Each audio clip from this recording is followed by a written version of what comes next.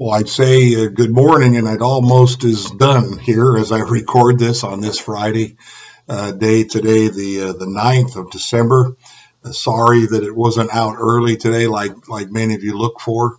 Um, my trip to Guatemala ended yesterday with a lot of confusion, and my day started at about 1 o'clock Guatemalan time, which was 2 o'clock up here because of issues going on in the country and the family that had taken me down to the city. They needed to get back home early before a big strike blocking all the roads happened. So I was dropped off at the airport about 2 a.m. my time there in Guatemala yesterday and didn't get home till 9 o'clock here last night. And so there's a lot to catch up on. And so I'm just recording this now, but I wanted you to have it. I want to do it because I wanted to get some words from Dietrich Bonhoeffer each day during this time of the year. Today's devotion on this Friday, the 9th of December, is the mysteries, the mysteries of God. No priest, no theologian stood at the manger of Bethlehem. And yet all Christian theology has its origin in the wonder of all wonders, that God became human, and that's the mystery of it. Holy theology arises from knees bent before the mystery of the divine child in the stable. Without the holy night, there is no theology. God is revealed in flesh, the God-human Jesus Christ. That is the holy mystery that theology came into being to protect and preserve. How we fail to understand when we think that the task of theology is to solve the mystery of God, to drag it down to the flat, ordinary wisdom of human experience and reason. Its sole office is to preserve the miracle as miracle, to comprehend, defend, and glorify God's mystery precisely as mystery. This and nothing else, therefore, is what the early church meant when with never flagging zeal, it dealt with the mystery of the Trinity and the person of Jesus Christ.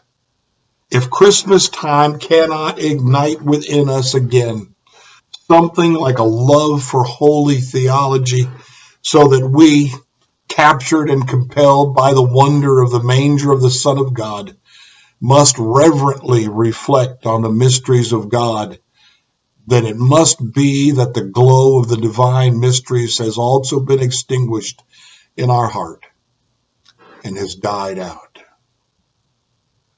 Wonder is the only adequate launching pad. This is a quote from Eugene Peterson.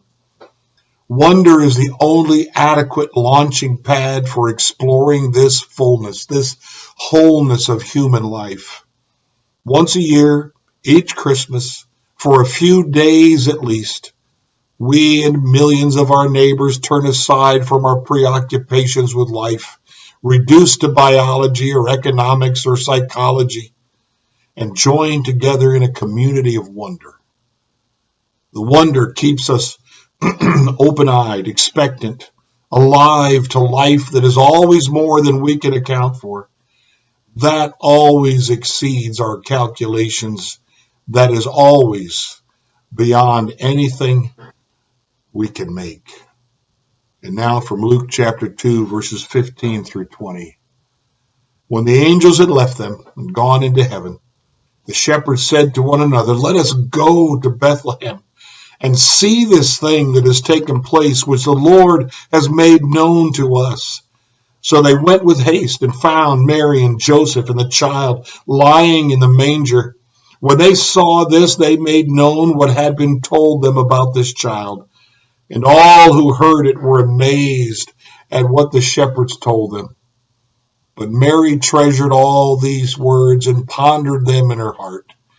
The shepherds returned, glorifying and praising God for all they had heard and seen, as it had been told them.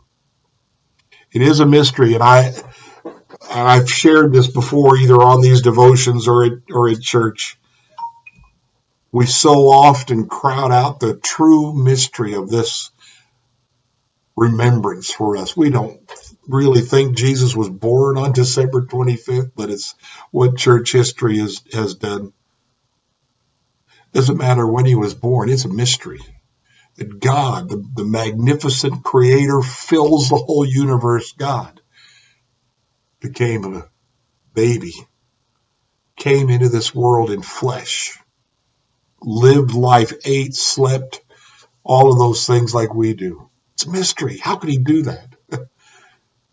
But that mystery so often gets crowded out with just a glance into our creches that we put out for decorations or singing carols we like to sing. But how much do we really ponder it like Mary did, ponder it in our hearts instead of letting it be crowded out by what do I get for so-and-so? And here's my list. Here's the things I want. And, oh, look at these new decorations we put up this year.